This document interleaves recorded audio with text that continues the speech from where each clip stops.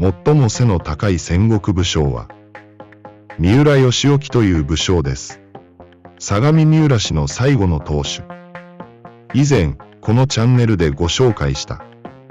時世の句が感動的な、三浦道寸の嫡男です。通称は、荒次郎なので、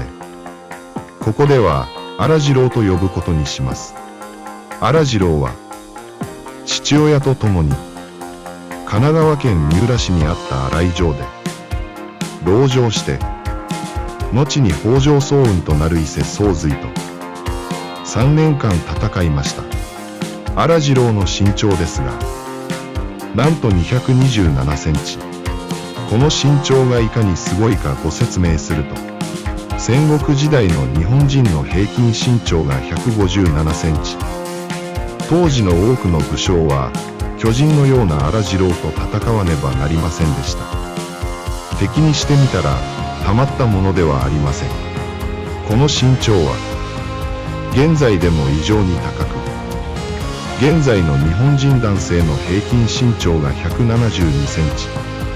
180センチ以上が15人に1人の割合、190センチ以上が1400人に1人の割合、200センチ以上だと290万人に1人の割合だそうです。戦国時代に227センチがいかにすごいかわかります。現代で高身長の人というとバスケットボールの選手を思い浮かべる方が多いと思いますが、2023から24シーズン NBA の最も身長が高い選手が、ボバン・マリアノビッチとウェンバンヤマの224センチと言われています。なんと、荒次郎は現役 NBA の最高身長の選手よりも背が高いのです。戦国時代の有名な日本人で他に200センチ超えがいるのかも調べました。越前の朝倉家に仕えた戦国武将マガラ直隆が220センチ。武将ではありませんが、北条氏に仕えた忍者5代目の風魔小太郎が216センチ。秋田由利軍に勢力を張った戦国武将や島光康は209センチ。こちらも武将ではなく盗賊になりますが、石川五右衛門が207センチということです。江戸時代になると、相撲取りで、息付芸太左衛門がおり、彼も227センチだったようです。なお、荒次郎と息付芸太左衛門が日本人の歴代最高身長なのか、気になったので調べてみると、まだ高い人がおり、はっきりした証拠のある中で史上最も背の高い日本人となると、松坂義満さんの238センチとなります。そんな高身長の荒次郎。1496年生まれの荒次郎は、1510年頃に家督を譲られます。ただ、実質の当主は、まだ父親の道寸でした。その頃、三浦道寸の母方の叔父大森藤頼が、伊勢宗瑞によって、小田原城を奪われます。宗瑞は戦国大名化していき、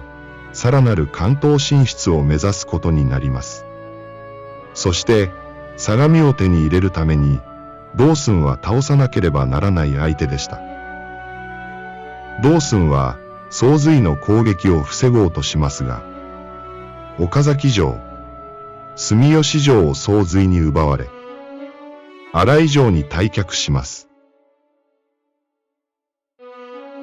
ところが、この荒井城、以前の動画でもご説明しましたが、地形の利があり、宗瑞としても、攻めるのが難しい城でした。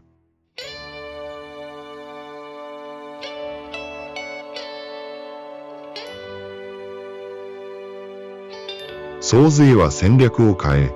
兵糧攻めの長期戦を覚悟し、三浦半島の入り口となる玉縄に城を築きました。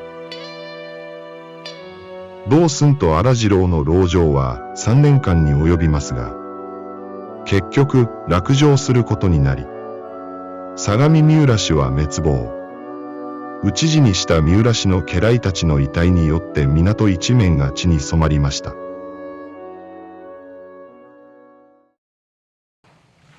なお、北条五代記という軍記物語には、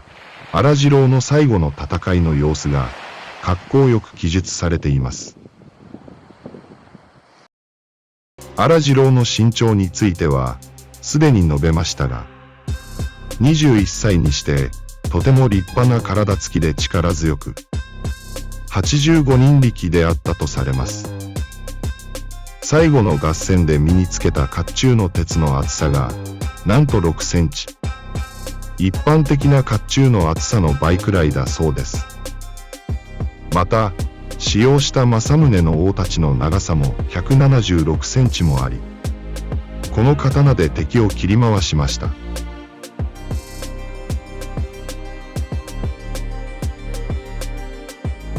さらに、もう一つの武器としては、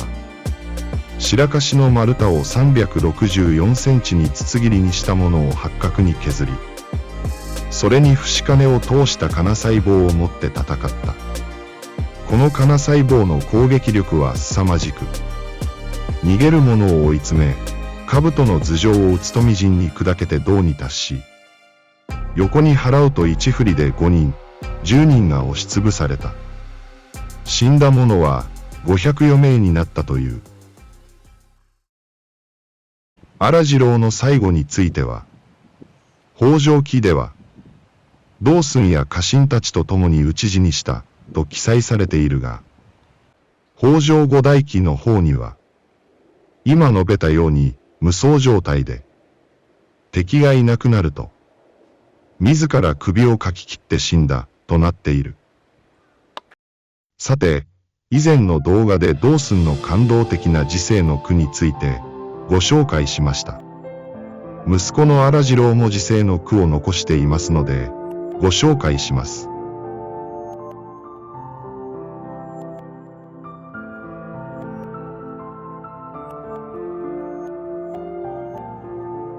この句をわかりやすくご説明しますと、